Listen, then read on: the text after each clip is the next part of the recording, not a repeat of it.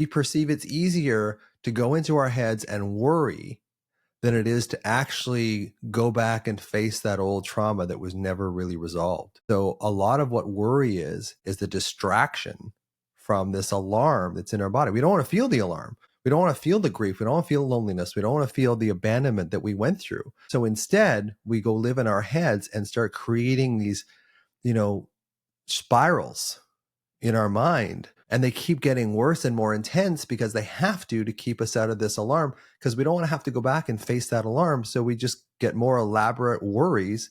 And this is why worry tends to get worse as we get older, is we create more elaborate worries in order to keep us locked in our mind, because we fear sliding back into our body and feeling that old pain. Do you think a big part of that too is that what you talked about with the loneliness is a perfect way to talk about the fear that accompanies thinking about going back into our bodies? If I have to be alone to process these things that I was already alone to begin with, that's why they're here. If we look at the ACEs scores with adverse childhood experiences, so many of that stems back to that you didn't have anybody there with you to process what was actually happening or protect you from what was happening.